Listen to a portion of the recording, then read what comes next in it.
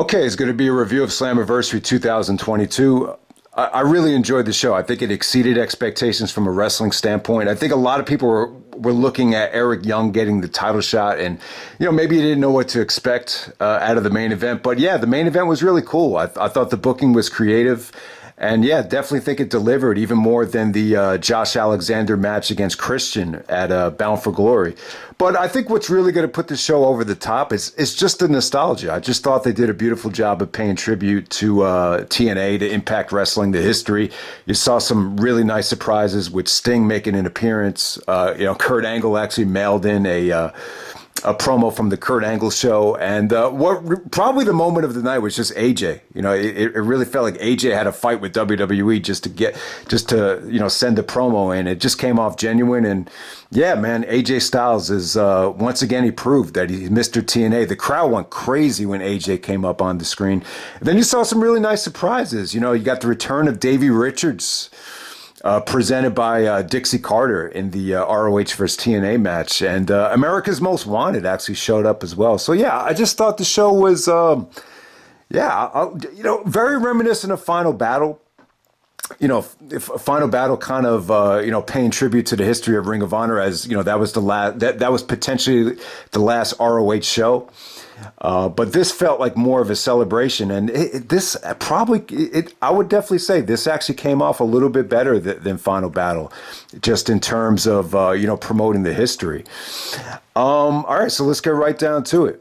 First match of the night on the main show, we have an Ultimate X match. I gotta say that it's been a long ass time since I've seen an Ultimate X match live. Maybe the last one I saw was maybe the Generation Me one from Destination X 2010. But we got an Ultimate X match for the Impact X Division Championship.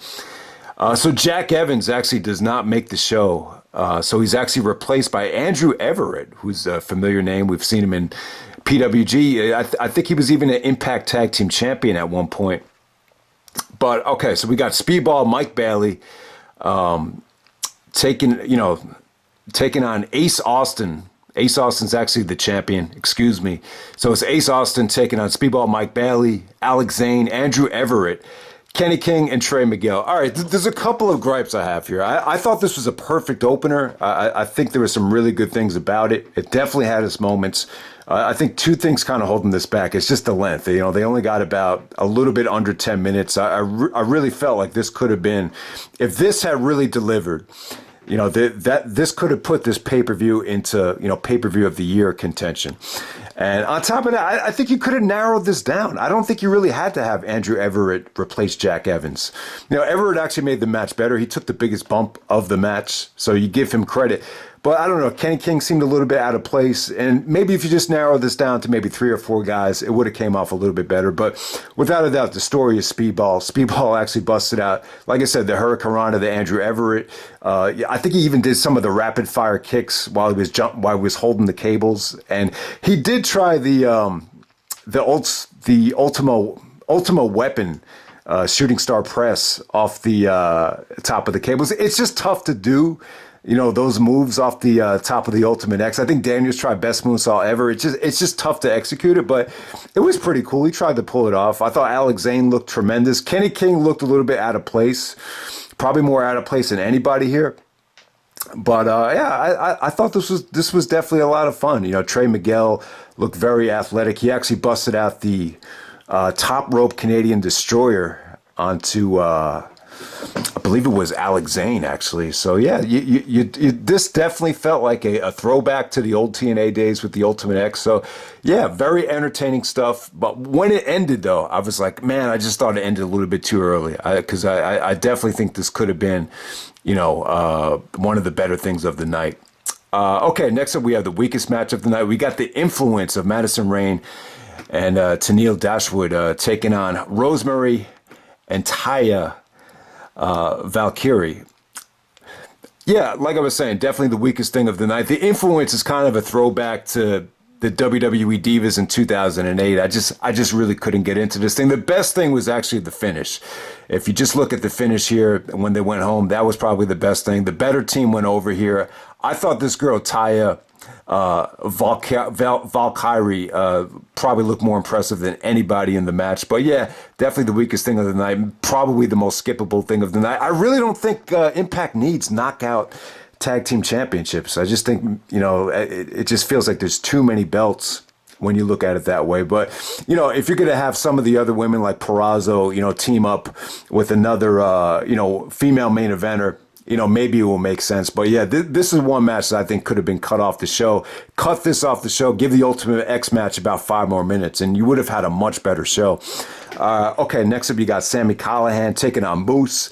This is a Monsters Ball match. Good stuff, man. This is the better version of Sami Callihan. I think if you put Sami in the right environment, or with the right worker like a Finley, or this Monsters Ball environment, he really thrived here. I thought it was good stuff. They kind of went back to tradition where they weren't allowed to eat or drink for 24 hours. So Moose actually started eating a hot dog and drinking water just to kind of sell that. But yeah, that was kind of cute. But other than that, man, it really delivered. It gave you all the types of gave you that Monsters Ball playground. Probably the highlight of the match is they actually had barbed wire on a door. These doors weigh a lot, and they could be very dangerous because they're just so thick and heavy. They could break. I've actually broken a finger from a door, crushed my pinky recently. So they are very dangerous. So you saw Moose actually suplex through the door full of barbed wire. That was pretty crazy. But yeah, I thought the match really delivered. They gave you the thumbtacks, the trash cans, pretty much everything you could imagine here. I mean, Sami actually busted out some vicious pile drivers. Moose actually no-sold one of them. But yeah, I thought this was the better version of Sami Callihan. I mean, there's been times where you saw Sami when he leaves you cold, but this was not one of those times. I thought him and Moose actually created a really fun environment here. Definitely one of the better things of the night, the Monsters Ball. Usually it's a Bound for Glory tradition to have a Monsters Ball match, but they pulled it off here at Slammiversary one-on-one. I actually thought the match was a lot of fun. All right, next up, probably the most disappointing match of the night. You got the Briscoes, the Impact champions, actually taking on the Good Brothers of Doc Gallows and Carl Anderson. All right, this definitely felt like the Briscoes were the away team here. I gotta say, man, very rarely have we've seen the Briscoes away from Ring of Honor. I mean, I know they had a run in Noah back in 2007. I mean, you've seen them sporadically brung into PWG. They probably missed their flights more times in PWG than they've actually wrestled there. So, yeah, it just felt like the Briscoes were kind of, on enemy turf here, to say it appropriately. But yeah, I still thought the match was good. They wrestled hard for 10 minutes. But it just felt like the fans were really behind the Good Brothers here. I guess the Good Brothers are more synonymous with Impact, more synonymous with the Bullet Club. And yeah, it just felt like the Briscoes just didn't really, the magic that you saw the Briscoes and FTR have at Supercard of Honor, yeah, this definitely felt a bit short. I'll tell you what, some of the camera angles here, they pick some of the camera angles here they kind of botched. When Carl Anderson actually hit the stun gun or the gun stun, they kind of had a, not the right angle for that shot. But other than that, I thought everything here was, pretty solid stuff. I mean, the match really did, it felt like a 10-minute sprint. I mean, there's really not a lot to bitch about. It just didn't go into overkill mode, and it just felt like they kind of went home early because of the aftermath. So the Good Brothers actually hit the Magic Killer to get the pinfall there. I mean, usually you would see the Briscoes kick out of at least one finisher in a high-profile match like this. So it's a little bit disappointing if you're a Briscoes fan. But I got to say, they made up for it, though. After the match is over, AMW comes out. So America's Most Wanted. One of the, I think they were actually on the first show. Yeah, Chris Harris and James Storm from America's Most Wanted. And I got to say, James Storm looked like he was in really good shape. Chris Harris looked a little bit older, a little bit heavier. But yeah, I got to say, the fans really received them well. Even James Storm actually kind of baited the fans into saying sorry about your damn luck, and pretty much all the fans knew exactly what to say. So I would say the AMW return one of the highlights of the night. Really good nostalgia, if you grew up, watching this company during the heyday. So yeah, obviously, if you're a Briscoes Ring of Honor fan, you might find it a little bit disappointing. But hey, the Briscoes have always been Ring of Honor. I mean, make no mistake about it. All right, so next up we have, one of the better things of the night. This was really awesome, man. This is a 10-man tag team match. This is TNA versus ROH. The Impact Originals versus Honor No More. All right, so I got to say, I was really pulling for TNA here. The TNA team just felt like it was more likable. You definitely have more talent on the TNA side. So you got Alex Shelley, Chris Sabin, Frankie Kazarian, and Nick Aldis. And then we had a surprise for the fifth entrant. So Dixie Carter comes out, and Davey Richards is actually the fifth member of the Impact Originals, which is funny, man. I must have reviewed about 100 Davey Richards matches on my channel, and I don't think one of them was a TNA match. So it's unbelievable that he's part of Impact, and I feel bad. I feel guilty. It makes me want to go back and watch, some of the early stuff from Davey and Eddie when they made the jump to Impact back in like 2014 or whatever it was. But yeah, Davey Richards is on Team Impact. So Eddie Edwards is actually part of Honor No More. The Honor No More team, it definitely felt like more of a Sinclair ROH team. This, like, when you think of Team Ring of Honor, obviously you think of guys like Danielson, Punk, and Joe. But yeah, this definitely felt like the Sinclair era of Ring of Honor. So you got Eddie Edwards, Matt Taven, the Prodigy Mike Bennett. We got PCO and Vincent. Okay, so I do want to make a point now. I really don't know much about PC. I didn't know much about PCO, so I did some research on him, and it's crazy. They must have given him the Ring of Honor World title, kind of the same reason why they gave, Terry Funk the ECW title back in ECW. So PCO is actually one of the Rougeau brothers. I totally... I don't know why I didn't know that, but I didn't see a lot of PCO's work in Ring of Honor. Vincent was actually a Ring of Honor champion as well. He looks like he could be part of the Briscoes with the way he has his hair.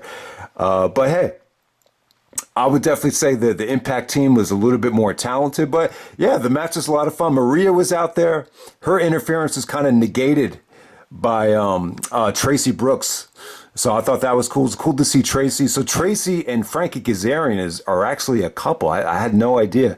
I think they make a great couple. So yeah, that was cool to see. Earl Hebner actually made an appearance, and he actually took off his shirt and put on the referee shirt, and he actually got, actually made the count for the victory. And I think him and his son actually paid tribute to their father, who had just passed away. And also referee Tim White actually passed away as well. They mentioned him. He's actually the guy that took the bump in the Hell in a Cell. He started that whole storyline about referees being afraid to referee Hell in a Cell matches. He was actually Austin's favorite referee back in the day. So that's actually Tim White that passed away as well. So yeah, great moment for the Hebners there. It was cool to see Earl get a moment there. But yeah, I mean, the actual match was great. Let me talk about Davey Richards first. Davey still has it, man. I kind of compared him to Westbrook in terms of explosiveness and athleticism. You just kind of wonder how much longer he has left, because we've seen Westbrook decline in the NBA. But I'll tell you what, Westbrook's decline over the last 5 years is a lot worse than Davey Richards. Davey still has it at 40 years old. I think he's great. Yeah, not as explosive as he was back in 2009, but definitely in better shape than Eddie Edwards. So it really seems like Eddie has really gotten a lot more. It kind of mastered the art of, being a lot more personable. You could definitely see his personality is definitely a lot more enhanced now since the ROH days. The booking between Davey and Eddie was very bland in ROH. It just seemed like the interactions between them were definitely more colorful in this environment. So that's what really stood out about it. I can't say that Eddie's wrestling is really gotten that much better or stood out. I mean, he's really not much of a wrestler anymore. But here, what else stood out? I thought the Motor City Machine Guns looked awesome. Shelley and Sabin looked like, they still look great. You saw the double team work. They still look like they're in great shape. Frankie, we still see Frankie in AEW. And yeah, I thought he looked good out there. So everything was just flowing really well. There was there was some sequences of this match which really kind of gave it like a Dragon Gate 6-man type of feel.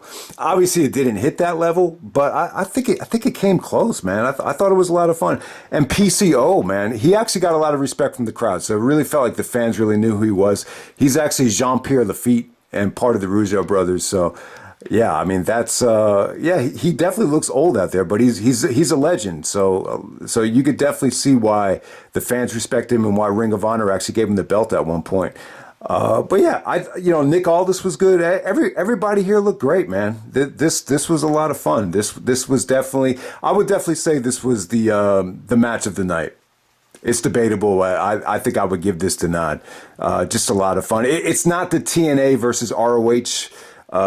Dream match that you would envision. This felt more like, TNA versus Sinclair more than anything. But yeah, it was still dope and really cool to see Davey Richards back. I'm saying right now at Bound for Glory, Davey Richards versus Josh Alexander. I think that's probably the most attractive way you can go. But yeah, really, really good stuff. All right, next up we have the Queen of the Mountain match for the Impact Knockouts World Championship. Mickie James is actually the special guest enforcer. I thought this was good. This was better than I expected. When this started, I wasn't so confident, especially after seeing the previous women's match where I thought they really brought down the show. This really, maintained the quality of the show or even kind of boosted it. I thought this was a lot of fun. In some ways, I would say this felt like a female version of some of the TLC matches. It really did. So let's break it down. We got Tasha Steelz, the champion, defending against Chelsea Green, Deonna Purrazzo, Mia Yim, and Jordynne Grace. Very unpredictable match. Jordynne Grace actually ended up winning this thing, which, kind of shocked me. But yeah. I thought it was highly entertaining. This is one of the few times in a King of the Mountain match or Queen of the Mountain match where, even after, I think it was Mia Yim, even after she qualified, she was actually pinning girls or trying to pin girls just to, get them back in the penalty box. So I don't know if we've ever had a King of the Mountain match trying to go back to that kind of psychology. So that was really interesting. I thought Deonna Purrazzo looked great. She definitely took a lot of chances. Mia Yim probably took some of the hardest bumps. She actually took a power bomb right on the ladder. It looked like her neck got all messed up because of it. I'll tell you what, I think it was Chelsea Green and Tasha Steelz. They actually took the Bubba Ray and Matt Hardy bump off the ladder through, both going through the tables at the same time. So yeah, I mean, that was definitely a crazy bump right there. And yeah, the match was definitely a lot of fun. I would definitely say very entertaining stuff.